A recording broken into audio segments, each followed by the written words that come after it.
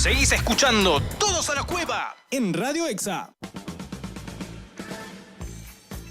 Bueno, estamos acá de vuelta nomás en Todos a la Cueva. Esta vez una nueva mesa de debate, que la anterior mesa de debate la conducía Cecilia, en esta vez me tocó a mí. De charla.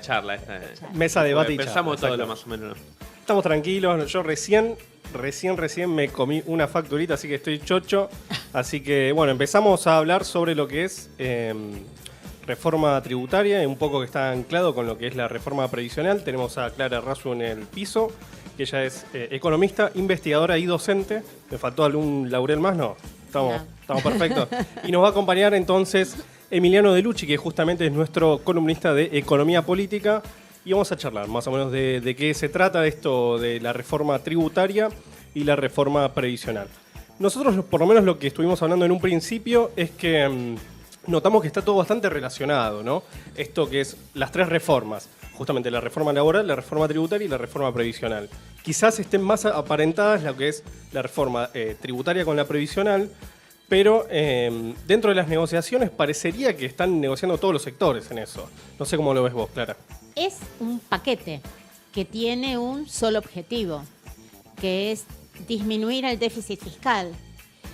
Y si uno repasa los 10 puntos del consenso de Washington, que fue aplicado en los 90, justamente, o sea, el consenso son puntos determinados por el Banco Mundial y el Fondo Monetario Internacional para el cumplimiento de objetivos de los países endeudados, es reducir el déficit fiscal, tener disciplina fiscal, que tiene como objetivo reducir y lograr pagar los intereses del endeudamiento. O sea, es un protocolo aplicable a países endeudados para que puedan pagar la deuda. No persigue otro objetivo. La reforma tributaria y la reforma previsional tienen como objetivo el pago de los intereses de la deuda, no el beneficio y el bienestar del pueblo, asalariados, jubilados y pensionados. En el programa anterior nosotros habíamos comentado que muchas veces para los organismos multilaterales de crédito el objetivo no era tanto que el país pagara, sino que se endeudara indefinidamente para así después poder, mediante misiones, revisiones, ayudas, ¿no? Todos esos eufemismos, imponer políticas que permitan el ingreso de determinadas empresas. ¿Va por ese lado también? Va por ese lado, porque en realidad el objetivo que se difunde es el pago. Ahora, como justamente el objetivo no se cumple y las consecuencias son peores, aumenta el déficit fiscal, quiebran lo que son las finanzas públicas, el financiamiento se torna indefinido. Y en la medida en que el financiamiento se torna indefinido, los organismos de control multilateral, o sea, internacionales, logran dentro de la negociación establecer e imponer sus pautas. Digamos que sí, en un momento determinado, por lo menos lo que es la deuda privada, sí hay que pagarla, sobre todo lo que es la deuda privada, porque los deudores son privados. Y justamente a partir de las reformas aplicadas por los 90, los deudores dejaron de ser los bancos en términos generales y son los particulares. ¿Se acuerdan cuando se hablaban de los agricultores tejanos, los jubilados japoneses? ¿Por qué sucedió esto? Porque los bancos le vendieron esa deuda a sus clientes como planes de ahorro, como inversión, como títulos de deuda. Que en otros países se usa mucho más, quizás acá no estamos tan acostumbrados, pero en los países del primer mundo, sí, cualquier trabajador o cualquier persona que ejerce una profesión liberal tiene como una cartera de inversiones, ¿no? Exactamente. ¿Por qué? Porque son mercados financieros desarrollados frente a mercados financieros poco desarrollados como los nuestros, porque son países con menores niveles de ingreso. Entonces los niveles de ahorro son menores y justamente y no tenemos, digamos, un banco local donde van las inversiones, de manera tal que para, entre comillas, lograr inversiones se recurre al endeudamiento externo, que sí proviene de mercados desarrollados que recurren a el ahorro de sus sectores mucho más diversificados que los nuestros. O sea, digamos que ese es el germen. sea, justamente la imposición de los organismos multilaterales vía Fondo Monetario Internacional, que regresó de la mano de la nueva directora. Sí, volvimos al mundo. Volvimos al mundo a partir del noviembre de 2016, que volvió la misión del fondo a tener un papel importante, es la que marca las pautas para que nos sigan prestando dinero. En ese sentido, ¿no? Nos vamos a ir un poco, pero creo que lo vale. Hace pocos días el economista ultraliberal expert en el austríaco prácticamente, en el programa de Fantino, él dijo que la Argentina no iba a poder pagar este ritmo de endeudamiento. Y teniendo en cuenta lo que hablábamos antes, ¿es posible que los bancos argentinos hagan paquetes basura con las deudas de los préstamos SUBA, etcétera, y tengan que salir a venderlos a algún lado? Ya por lo menos están habilitados para hacerlos a partir de una resolución del Banco Central. Los paquetes de los préstamos hipotecarios que se prevén que no pueden ser pagados se están vendiendo en un mercado secundario. Por lo tanto, puede derivar en una explosión financiera de carácter secundario, o sea, tal como la que tuvieron en Estados Unidos en 2008-2009 y también como sucedió en España. Ahora, eso una consulta, ¿no? Esos paquetes, ¿en algún momento puede ser que lleguen a manos de los llamados fondos buitre, en ese sentido, para que en un futuro, si es que estalla o no, puedan reclamar, digamos, justamente como lo que hablamos la otra vez, que lo compran a 10 y le terminamos pagando 100? Sí, de hecho, todos los paquetes de deuda caída, los paquetes de la deuda defaulteada en 2001, fue comprada por los fondos buitre a esos jubilados japoneses y agricultores tejanos a 2 pesos. Y luego esos fondos buitre, que son fondos de inversión, litigan por el total de la deuda. Entonces, con parte de esos fondos se logró en una renegociación bajar la deuda, la renegociación del desendeudamiento llevada adelante en su momento por Labaña y Kirchner y luego por Cristina Fernández de Kirchner. Ese desendeudamiento logró, o sea, el arreglo con determinados inversores. Los que no entraron fueron justamente los fondos denominados buitre, que no es un término impulsado desde las economías subdesarrolladas, sino de los propios mercados bursátiles norteamericanos, que ellos consideran los bonos de mayor calidad son los toro. En Wall Street hay una figura de un toro en la puerta.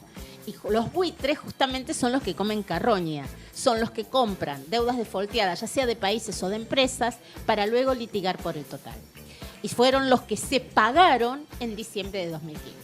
Y ahí tenemos el primer punto al que va a apuntar justamente la reforma tributaria y la reforma necesariamente previsional derivada de la reforma tributaria. O sea, por eso van de la mano. Muy bien, este tipo de reformas que uno que le gusta el tema lee, que se implementan en diversos países del mundo, ¿tienen resultados positivos? Cuando uno le baja los impuestos a los empresarios, que le baja las cargas patronales, baja el impuesto a la riqueza, ¿hay aumento de empleo o es un mito eso? Es un mito.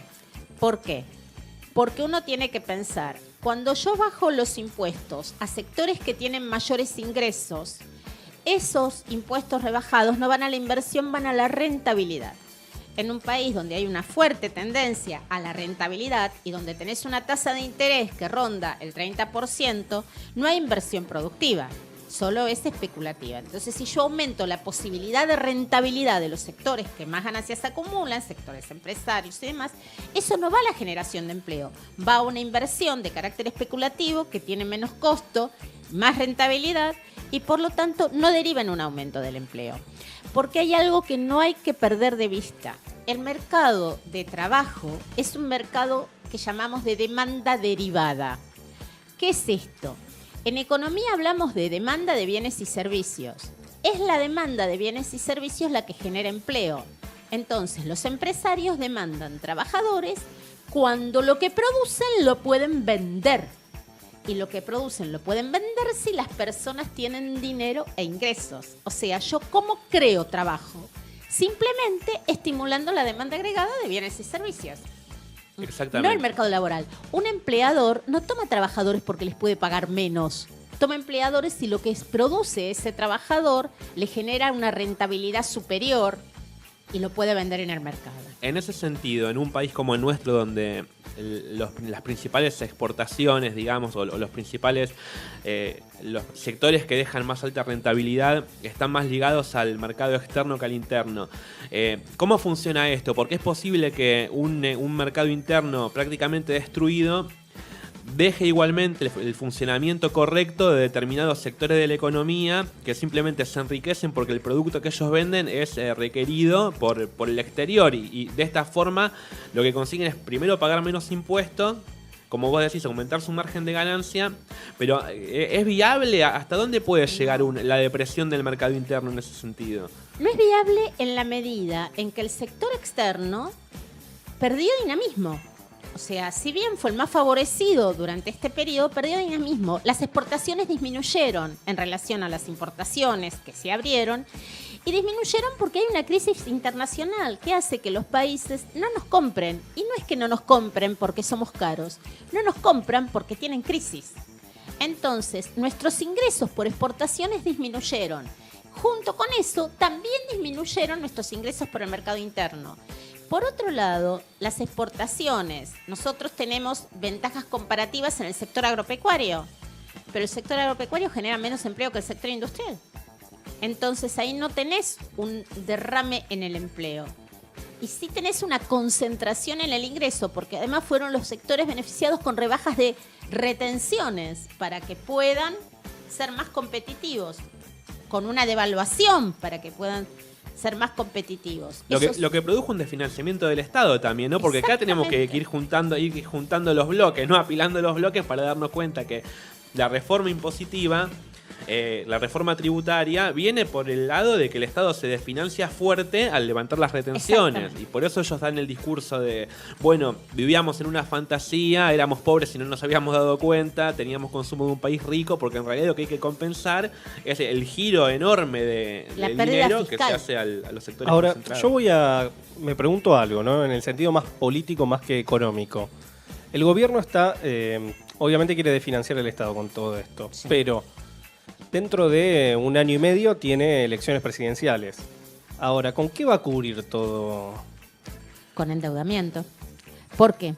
Samuelson, un economista de origen norteamericano, hablaba del ciclo político y de la corta memoria.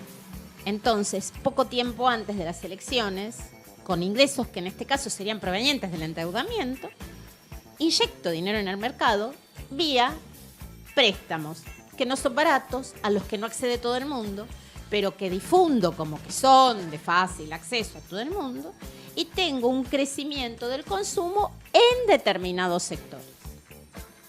Entonces, de esa manera, como la memoria es corta y va hacia el corto plazo, me olvido de los 2 años anteriores, y en todo caso digo que el crecimiento actual es consecuencia de ese ajuste anterior y de ese sufrimiento previo. Ahora, y otra, perdón que te piso, Emiliano.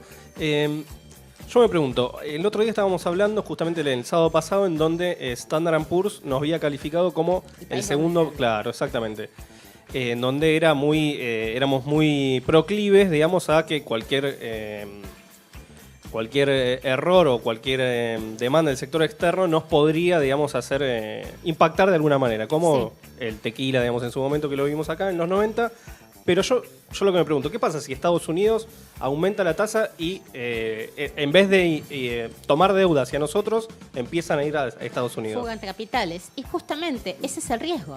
Y por eso Standard & Poor's nos califica con tasa de alto riesgo, porque somos vulnerables. ¿Qué es la vulnerabilidad? Vulnerabilidad externa. Un aumento de la tasa en los países centrales hace que esos mismos capitales que ingresaron salgan. Y cuando salen van acumulado capital más interés. Entonces, egresa más dinero del que egresa. Eso hace como todo dinero que ingresa va a parar a las reservas, en algo que los economistas llamamos la base monetaria. Baja la base monetaria, y cuando te baja la base monetaria, baja la cantidad de dinero que circula en la economía, y al bajar la cantidad de dinero que circula en la economía, es una señal también de que cayó la actividad económica. Y por lo tanto, ahí tenés la crisis en ese momento. O sea, es vulnerabilidad externa. Aldo Ferrer, un economista que es poco recordado últimamente, hablaba justamente de la posibilidad de aplicar políticas mercadointernistas y que disminuyan esa vulnerabilidad aún en contextos globalizados. ¿Por qué? Porque él decía, hay que tener soberanía económica y capacidad para determinar la política económica dentro del mercado interno, aún en un contexto de globalización. Que es justamente lo que no estamos teniendo y lo que nos hace más vulnerables. Y esa vulnerabilidad es lo que impulsa una reforma fiscal para hacernos más pequeños y que por lo tanto el impacto en un cuerpo más pequeño, diría alguien que estudia física, sería menor, y todo en términos potenciales. Me hiciste acordar que para cerrar el círculo, digamos que Aldo Ferrer decía que uno de los problemas centrales de la economía argentina y de la economía política en realidad era decidir si los sectores de la pampa húmeda y los sectores más productivos eran parte del Estado argentino o eran un apéndice de la economía internacional, ¿no? Y si lo que ellos ganaban por sus productos iba a regir simplemente por el precio internacional, que si la soja vale 10 te damos 10, vale 1 te damos 1, o iban a funcionar como una parte del Estado nacional y lo que ganaran de acuerdo a lo que se producía en el suelo iba a estar regido por las leyes y las políticas argentinas. Fíjate lo paradójico, que en estas nuevas resoluciones la liquidación de las exportaciones, los exportadores amplían su plazo de liquidarlas de 5 años a 10 años. Durante el gobierno de administración kirchnerista el plazo era de 30 días. Ahora creo que hasta sacaron el límite, ¿eh? Tendríamos que chequearlo, pero creo que no es más 10 años. Les pareció muy conservador y sacaron el límite de liquidación de importaciones. Quieras. Me parece que, no estoy seguro, pero habría que... Liquidado de exportaciones. De exportaciones, sí. O sea, sí, también eliminaron el límite para la compra de divisas, lo que hace más factible la fuga, que no es que vamos todos a sacar 5 millones de dólares todos los meses, sino las empresas multinacionales justamente giran, remesan su dinero con mayor facilidad. Eso te hace muy vulnerable. Cuando vos tenés vulnerabilidad externa, necesitarías reforzar lo fiscal. Con respecto a esto, al refuerzo de lo fiscal, Macri dijo durante toda su campaña que ningún trabajador iba a pagar ganancias. Y ahora con la reforma parece que se paga lo mismo o más que antes. Te la debo.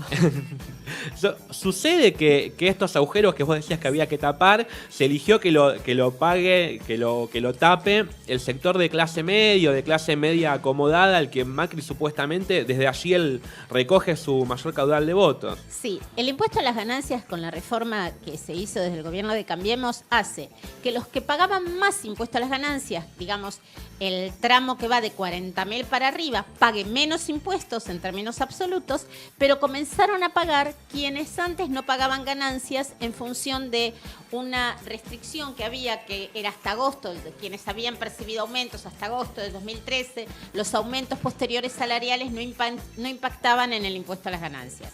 Esa resolución, esa limitación del año 2013 se elimina y por lo tanto en la reforma los que pagaban más ganancias pagan menos, pero comienzan a pagar ganancias quienes antes no pagaban. Se amplía la base de sustentación. En esta reforma tributaria que entró al Congreso por senadores, la rebaja del impuesto a las ganancias es para las empresas, que baja de 35 a 25, y no hay cambios para los trabajadores de cuarta de categoría, o sea, los trabajadores van a seguir pagando impuesto a las ganancias. Esa te la debo. Ahora, en esta semana justamente se reunió el gobierno nacional con algunos gobernadores, o con la mayoría, mejor dicho, de los gobernadores, y les propuso justamente a los gobernadores coparticipar el 100% del impuesto a las ganancias.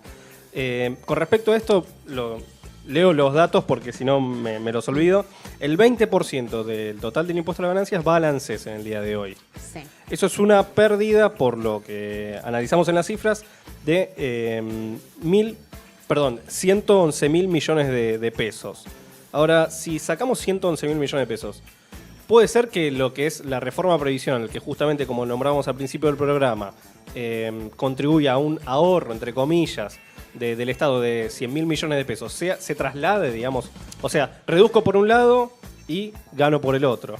Pero justamente lo que terminan pagando son los jubilados, digamos, en ese sentido. A ver, hay que tener en cuenta que el ANSES en un 40% se financia por recaudación impositiva, lo que significa IVA y ganancias. Si yo elimino esos impuestos, porque ya las retenciones fueron eliminadas de la recaudación, si yo además elimino esos impuestos, desfinancio al ANSES. Entonces, por eso es la lógica de el reajuste distinto de las jubilaciones, porque como voy a tener menos dinero para el pago, sumado a que también va a haber una rebaja de aportes patronales que viene por el lado de la reforma laboral, entonces la masa de dinero que hay para distribuir entre los jubilados va a ser menor. Por eso los ajustes deberían ser menores. Por otro lado, lo que hay que pensar, que la reforma impositiva va a generar una menor recaudación, porque uno cuando aplica una reforma impositiva tiene que analizar el impacto económico de los impuestos. Entonces, si la reforma impositiva no me genera mayor recaudación, aumentar la tasa impositiva no significa que voy a recaudar más, significa que voy a tener menos actividad económica y que voy a recaudar menos, y eso va a impactar en el resto de la recaudación impositiva. Entonces, lo que van a coparticipar las provincias tampoco va a ser suficiente. En cuanto a la economía en negro, que es otro gran debate, que de caballito de batalla del gobierno, dice que la economía en negro es demasiado alta y que la reforma tributaria y la reforma laboral contribuirían a aumentar la cantidad de trabajo en blanco. ¿Cuánto de eso hay de cierto? Totalmente. ¿Cuánto hay de cierto y cuánto hay de fantasía? Es fantasioso. Un empresario formaliza a trabajadores no porque le salga barato, sino porque considera que su actividad va a tener proyección y le resulta conveniente tener trabajadores formales, estar al día con sus impuestos en la medida en que su negocio va a crecer. La economía en negro, o sea, la economía informal, crece en función del aumento del desempleo y en función de la caída de la actividad económica. O sea, todos estos sectores que ahora los llaman los emprendedores, crecen en función de que no hay un trabajo formal asalariado y con protección. El enfrentamiento, y esto es lo que hay que tener en claro, no es entre los trabajadores formales y los informales. Los trabajadores formales no son privilegiados. Los trabajadores formales tienen un trabajo formal debidamente respetado con sus correspondientes aportes. El tema es cómo los trabajadores que están fuera de ese sistema ingresan, pero al mismo sistema, no a un sistema devaluado. Claro, en ese sentido quiero acotar que el que le interese lo puede chequear en internet. Los países a los que el gobierno dice admirar, los nórdicos, Francia, Alemania, tienen a sus trabajadores altamente en el empleo formal asalariado, no son emprendedores. Si bien hay un sector que ha crecido en algunos países de Asia, como Hong Kong, como Corea, los países del primer mundo no son economías emprendedoras, son economías de empresas que mantienen asalariados con buenos sueldos en blanco, ¿no es cierto? Siempre digo que hay que tener en cuenta cuál es el modelo de desarrollo que vamos a seguir. O sea, si yo tengo una economía con alto grado de vulnerabilidad o hacia el exterior, como puede ser la economía de Hong Kong, como la economía de los países del sudeste asiático, son países que tienen lo que se llama desarrollos duales. Sectores con muchos ingresos y sectores con muy bajos ingresos, o sea, con una gran brecha, en donde los sectores con muy bajos ingresos apenas trabajan en los sectores de servicios para esos trabajadores con mayores ingresos.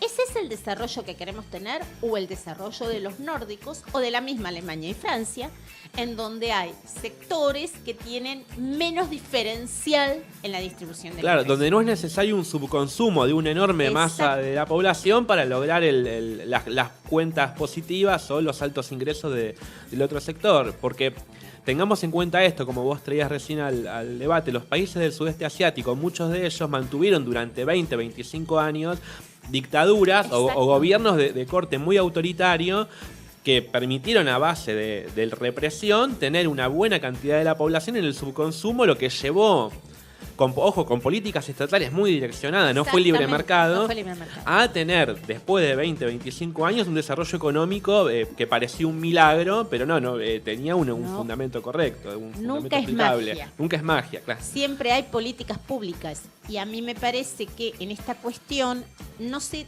encuentra la relación entre lo que es la reforma previsional y la reforma tributaria, que no va a apuntar a que mejore la condición del mercado interno, sí a precarizar aún más la situación de los sectores medios y de los sectores más pobres sobre todo. Y teniendo en cuenta esto que quería traer y ya te dejo, teniendo en cuenta lo que pasó en Brasil, ¿no? Con el gobierno de Temer, a diferencia de Argentina, en Brasil el gobierno es un gobierno que dio un golpe, lo que se llama un golpe blando, no es un gobierno votado por voto popular, pero es una reforma laboral bastante importante. ¿Cuánto hay de cierto en que Argentina está muy muy ligada a lo que pasa en Brasil? O por otra parte puede tener un ejercicio de soberanía económica en ese sentido, o necesariamente lo que pasó en Brasil tiene que condicionarnos y el gobierno argentino tiene que tomar cartas con respecto a eso.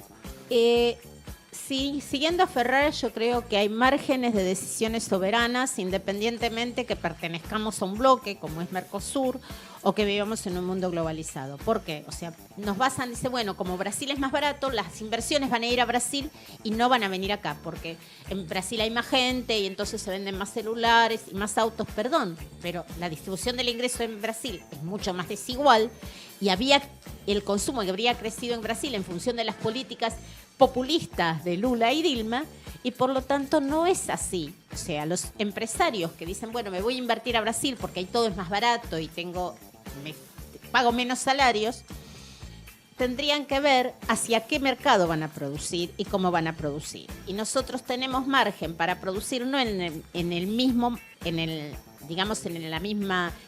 tramo, sino de ser competitivos en otros sectores, manteniendo nuestra soberanía y pensando que los países subdesarrollados no crecen en base a la pobreza de su población. Y que estas reformas apuntan a que los pobres sean más pobres, pero no para que en el futuro estén mejor.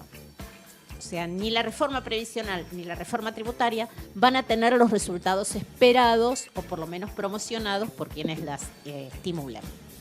Como para ir cerrando, ¿no? Justo se filtraron unas declaraciones del presidente Mauricio Macri en donde comentaba, o por lo menos les comentaba a los gobernadores que no suban tanto, digamos, los salarios porque justamente tienen que competir con el sector privado en las provincias. ¿Qué podemos decir? A ver, esto sigue una teoría que yo siempre la explico en clase, que dice que las inversiones públicas compiten con las privadas. Si las familias tienen que financiar al Estado, no dejan dinero para financiar al sector privado y que ese es el problema. Acá sería lo mismo, si el sector público emplea mucha gente, entonces no le demos aumento de sueldos para que los sectores privados tengan personal. Reitero, los empresarios toman personal si tienen salarios competitivos, o sea, si a las personas les conviene, y tienen a quién venderle la producción. O sea, un empresario va a tomar un empleado si lo necesita, independientemente de lo que pueda pagar, si puede ganar más, sea público o privado. Un empleado público que consigue en el sector privado un empleo con mejores ingresos, abandonará el sector público y irá al sector privado. Pero uno no condiciona al otro, son sectores independientes. Las políticas públicas dependen también de los sectores públicos. Si nosotros tenemos un Estado con empleados mal pagos o disconformes, también las políticas públicas se van a quebrar ahí en lo que es todo lo que es el trámite administrativo y burocrático. O sea, tenemos que pensar que no son sectores complementarios. De cierta manera son independientes, lo que pasa en uno y en otro. Y que la demanda de trabajo depende de la producción. O sea, apretar a los gobernadores para que paguen menos salarios obedece a un objetivo de, disciplina fiscal y no un objetivo de estimulación de la actividad privada. Exactamente. Bueno, dejamos entonces el debate por acá. La verdad que yo me quedaría hablando media hora más, pero los tiempos de la radio la verdad que son bastante tiranos, Clara, así que te agradecemos. Muchas gracias Clara por haber Rasu, venido, Clara. economista, docente e investigadora. No sé si querés mandar algún chivo de algún lado o saludar a alguien. No. O sea, lo saludo personalmente.